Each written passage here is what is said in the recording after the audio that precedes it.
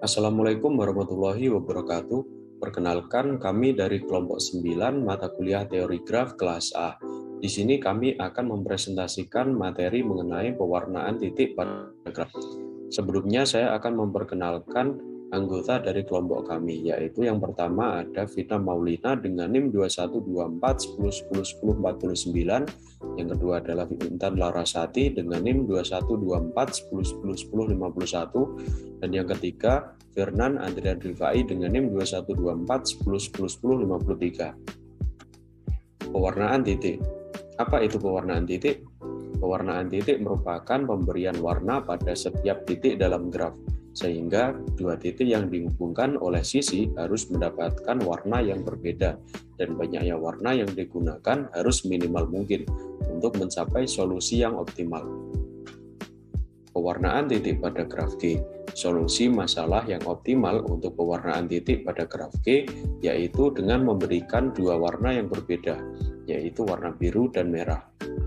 Dengan demikian, bilangan kromatik dari graf G adalah 2 atau XG sama dengan 2. Kemudian untuk pewarnaan sempurna atau proper coloring, di sini pewarnaan titik pada graf G dikatakan pewarnaan sempurna atau proper coloring jika tidak ada dua titik bertetangga yang mempunyai warna yang sama. Bisa dilihat pada gambar yang pertama. Di sini merupakan contoh pewarnaan titik dalam graf yang tidak sempurna karena tidak memenuhi syarat, yaitu di sini titik dengan angka 3 memiliki warna yang sama, yaitu warna kuning, sehingga tidak memenuhi syarat, yaitu syarat dari dua titik bertetangga tidak boleh memiliki warna yang sama. Untuk penyempurnaannya yaitu bisa dengan mengganti warna pada salah satu titik atau kedua titik secara sekaligus. Misalnya pada titik 3 pada sebelah kiri diganti dengan warna selain dari warna kuning dan merah. Misalnya diganti dengan warna biru atau warna lainnya. Bisa juga disempurnakan dengan mengganti kedua titik warna pada kedua titik, yaitu pada sebelah kiri bisa diganti menggunakan warna biru dan pada titik pada sebelah kanan bisa diganti menggunakan warna merah. Kemudian gambar yang kedua di sini merupakan contoh dari pewarnaan titik dalam graf yang sudah sempurna, yaitu sudah memenuhi syarat untuk setiap titik yang dihubungkan oleh sisi atau setiap titik yang bertetangga tidak memiliki warna yang sama. Dan untuk warna yang digunakan di sini yaitu ada warna merah, biru, kuning, dan hijau. Kemudian untuk gambar yang ketiga, di sini merupakan contoh pewarnaan titik dalam graf yang sempurna dengan penggunaan warna yang minimal, yaitu sempurna karena setiap titik yang dihubungkan oleh sisi atau yang bertetangga tidak memiliki warna yang sama, dan penggunaan warna yang minimal yaitu hanya menggunakan dua warna saja, yaitu warna biru dan merah. Selanjutnya yaitu batas bawah dan batas atas bilangan kromatik. Yang pertama yaitu batas bawah bilangan kromatik. Acuan dalam menentukan batas bawah bilangan kromatik graf G yaitu bisa dilihat pada subgrafnya. Jika H adalah subgraf dari G, maka bilangan kromatik H kurang dari atau sama dengan bilangan kromatik G. Nah, gambar 6.4 ini sendiri memuat subgraf yang isomorfis dengan graf lengkap K4, sehingga batas bawah bilangan dari graf tersebut adalah 4, yaitu bilangan kromatik G lebih besar atau sama dengan bilangan kromatik K4 sama dengan 4. Namun, pada graf G ini tidak dapat diwarnai dengan 4 warna, karena terdapat titik yang bertetangga dengan titik-titik pada subgraf K4, sehingga harus menggunakan titik 5. Jadi, pada graf G ini sendiri, bilangan kromatiknya yaitu berjumlah 5. Selanjutnya yaitu batas atas bilangan kromatik. untuk menentukan batas atas bilangan kromatik ini sendiri sebagai berikut. Misalkan G adalah graf terhubung yang bukan graf lengkap dan graf sikel ganjil. Jika delta adalah derajat terbesar dari titik pada G, maka bilangan kromatik G kurang dari atau sama dengan delta. Nah, pada gambar 6.5 ini, graf tersebut memuat subgraf yang isomorfis dengan graf lengkap keempat, sehingga bilangan kromatik G lebih besar dari atau sama dengan bilangan kromatik keempat sama dengan 4. Nah, sedangkan derajat terbesar atau delta dari titik pada graf G ini adalah 4. Sehingga bilangan kromatik G kurang dari sama dengan delta atau derajat terbesar, yaitu sama dengan 4. Dengan demikian, bilangan kromatik dari graf tersebut adalah 4, yaitu bilangan kromatik G sama dengan 4. Bilangan kromatik graf khusus. Bilangan kromatik graf lengkap. Graf lengkap Kn dengan n titik lebih dari sama dengan 1 memiliki bilangan kromatik n, yaitu xkn sama dengan n. Ya, di sini tergambarkan bahwa bilangan kromatik graf lengkap ini memiliki jumlah bilangan kromatik yang sama dengan jumlah titiknya. Dan jika kurang dari itu, maka bukan termasuk graf sempurna. Kenapa demikian? Karena jika mereka memiliki warna yang sama, maka mereka tidak sesuai dengan syarat penentuan pewarnaan graf. Contohnya di sini pada titik 1 ini warna merah, dan jika titik 3 ini berwarna merah juga, maka mereka akan bentrok atau memiliki warna yang sama pada titik yang bertetangga, dan itu tidak diperbolehkan. Dan pada graf lengkap di sini tuh memiliki jumlah titik 5, sehingga bilangan kromatiknya yaitu 5. Selanjutnya yaitu bilangan kromatik dari graf lengkap dua partisi lengkap. Graf dua partisi lengkap Km, N untuk M, N lebih dari sama dengan 1 adalah 2, yaitu XKM, N sama dengan 2. Dan di sini tuh partisi pertama ini tidak saling berhubungan, atau titik pada partisi pertama ini tidak saling bertetangga, sehingga sebaliknya pada partisi pertama ini berkebalikan dengan partisi kedua ini, karena mereka saling berhubungan dan memiliki titik yang bertetangga, sehingga pada partisi pertama ini dapat diwarnai dengan merah, dan pada partisi kedua ini dapat diwarnai dengan biru. Selanjutnya yaitu bilangan kromatik dari graf pohon. Graf pohon T dengan n lebih dari sama dengan 2, yaitu XTN sama dengan 2. Graf lintasan PN dengan n lebih dari sama dengan 2 sama dengan 2, yaitu XPN sama dengan 2. Bilangan kromatik ini pada graf pohon ini memiliki bilangan kromatik 2, di mana di sini titik ini sebagai akar dapat dimulai dengan warna merah, lalu untuk selanjutnya dapat diwarnai dengan biru. Lalu pada titik biru ini dapat dijadikan sebagai akar lagi, lalu selanjutnya dapat diwarnai dengan warna merah lagi. Hal itu terus berlanjut sampai mereka mendapatkan warna merah dan biru ini secara bergantian. Selanjutnya yaitu bilangan kromatik pada graf sikel. Graf sikel Cn dengan n lebih dari sama dengan 3, pada n genap yaitu XCN sama dengan 2. Dan untuk graf sikel ganjil yaitu XCN sama dengan 3. Dan penentuan graf pewarnaan pada graf sikel ini dapat diwarnai secara bergantian. Yang pertama dapat dimulai dengan warna merah, dan yang kedua warna biru, lalu selanjutnya berwarna merah lagi, dan seterusnya sampai selesai. Dan untuk pada graf sikel untuk n ganjil ini penentuan warnanya sama dengan graf sikel pada n genap. Namun untuk titik terakhirnya yang tidak memiliki pasangan ini dapat diwarnai dengan warna kuning. Karena jika mereka diwarnai dengan salah satu warna di antara merah atau biru, mereka akan bertabrakan atau memiliki warna yang sama pada titik yang bertetangga. Selanjutnya yaitu bilangan kromatik pada graf roda. Graf roda dengan n lebih dari sama dengan 3, titik pada n genap yaitu XCN sama dengan 3. Dan untuk graf sikel, untuk graf roda n ganjil yaitu XCN sama dengan 4. Dan untuk graf roda ini memiliki penentuan warna yang sama dengan graf sikel, yaitu secara bergantian. Namun pada titik tengahnya ini dapat diwarnai dengan warna yang berbeda pada graph cycle tersebut. Contohnya pada graph cycle itu kan memiliki 2 warna. Namun pada graph folder ini memiliki 3 warna karena terdapat titik tengah sebagai pusatnya.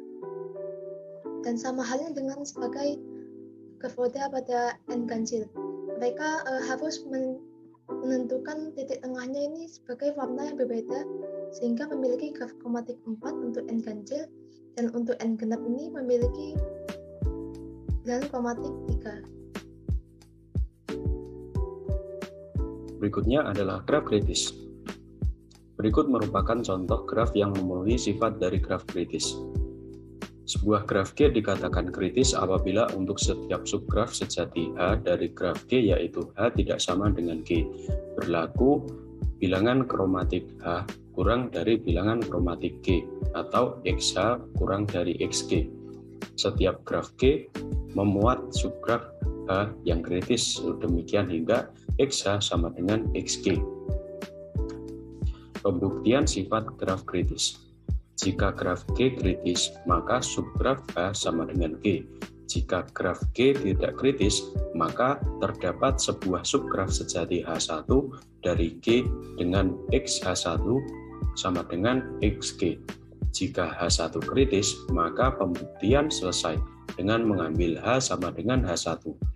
Jika H1 tidak kritis, maka terdapat sebuah subgraf sejati H2 dari H1 dengan XH2 sama dengan XH1 sama dengan XG. Karena G merupakan graf berhingga, maka keadaan ini bisa dilanjutkan sampai mendapat subgraf sejati HK. Sedemikian hingga HK kritis. Dengan demikian, ambil H sama dengan HK. Aplikasi pewarnaan graf. Implementasi pewarnaan graf itu ada yang pertama pada pewarnaan peta. Dan pewarnaan peta ini dibutuhkan untuk membedakan setiap daerah, setiap kecamatan, setiap provinsi, atau setiap kabupaten. Nah, di sini tuh contoh dari pewarnaan peta pada daerah Jember ini untuk membedakan satu daerah dengan daerah yang lain.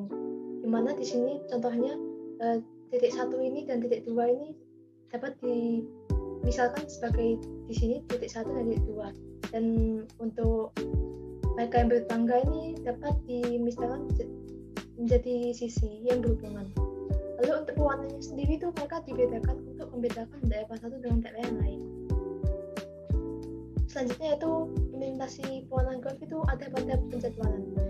Biasanya kan pada contohnya pada kerja kelompok itu kan pasti ada waktu yang bertabrakan gitu pada anggota satu dengan anggota yang lain.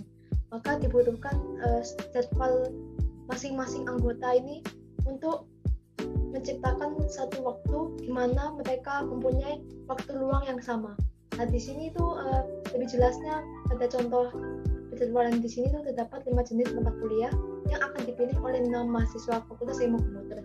Lalu permasalahannya, berapa jumlah paling sedikit atau minimal HB yang diperlukan dalam pembuatan jadwal ujian sehingga seluruh mahasiswa Fakultas dapat mengikuti ujian mata kuliah tanpa bertabrakan waktunya dengan jadwal ujian lain yang telah diambil.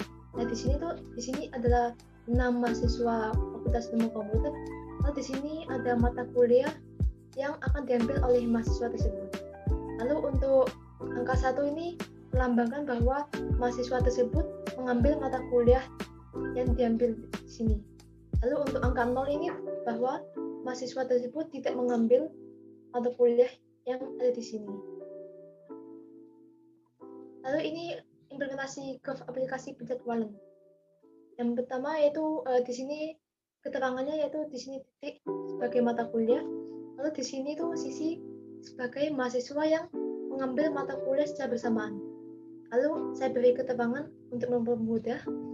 Teori graf di sini dilambangkan sebagai A, matematika diskrit ini dilambangkan sebagai B, sains komputer di sini dilambangkan sebagai C, algoritma pemrograman di sini dilambangkan sebagai D, arsitektur komputer di sini dilambangkan sebagai E. Lalu untuk penentuan pewarnaan grafnya yang pertama yaitu menentukan masing-masing titik. Nah, di sini sudah saya buatkan titik untuk mempermudah. Lalu selanjutnya itu untuk menentukan sisinya. Nah, di sini kan sisi A dan sisi B ini kan memiliki sisi. Lalu Jadi mereka ini A dan B ini pasti memiliki ada mahasiswa yang mengambil mata kuliah secara bersamaan, dan A dan C ini juga ada mata kuliah yang diambil oleh anggota itu secara bersamaan. Lebih jelasnya seperti ini. Nah, di sini Dodi ini mengambil mata kuliah jaringan komputer dan arsitektur komputer. Maka C dan D ini akan memiliki sisi. Lalu untuk Asep ini memiliki matematika diskrit dan algoritma pemrograman. Jadi B dan D ini akan memiliki sisi. Begitu juga dengan Johan dan algoritma pemrograman. Mereka akan memiliki sisi pada C dan D. Lalu untuk Wawan ini A dan B, teori curve dan matematika diskrit ini akan memiliki sisi. Lalu untuk Yandi ini pada matematika diskrit dan algoritma pemrograman ini, berarti B dan D ini akan memiliki sisi. Lalu untuk Cio mengambil mata kuliah teori curve dan jaringan komputer. Berarti A dan C di sini akan membentuk sisi. Lalu Jojo mengambil mata kuliah jaringan komputer dan algoritma pemrograman. Berarti C dan D ini akan membentuk sisi. Lalu untuk yang tidak memiliki sisi yaitu B dan C, karena mereka ini tidak ada yang secara berbarengan di sini. Tidak ada mahasiswa yang mengambil secara berbarengan.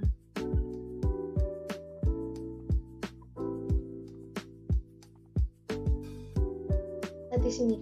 Jadi untuk ini A dan B ini kan berarti ada mahasiswa yang mengambil secara berbarengan gitu. Dan untuk pewarnaannya, yang pertama A di sini dapat diwarnai dengan warna merah, lalu B di sini tuh diwarnai dengan biru. Kenapa B itu tidak merah? Karena mereka ini akan bertabrakan warnanya, jadi harus diwarnai dengan warna yang berbeda. Lalu untuk warna D ini juga diwarnai dengan warna yang berbeda dari B, jadi diwarnai dengan warna merah. Lalu apakah C ini boleh diwarnai dengan warna merah? Tidak, karena mereka akan bertabrakan dengan D dan A. Maka C ini diwarnai dengan warna biru. Lalu untuk E ini diwarnai dengan warna merah agar tidak bertabrakan dengan C. Sehingga bilangan kromatik pada graf tersebut ini ada dua, yaitu AED dan BC. Dan jadi ini dalam aplikasi penjadwalan ini dapat dibedakan menjadi 2 hari untuk ujian mata kuliahnya. Yang hari pertama yaitu teori graf, algoritma pemrograman, dan arsitektur komputer. Lalu yang hari kedua itu dapat dilakukan ujian pada matematika diskrit dan jaringan komputer. Sekian presentasi dari kelompok kami. Kurang lebih mohon maaf. Wassalamualaikum warahmatullahi wabarakatuh.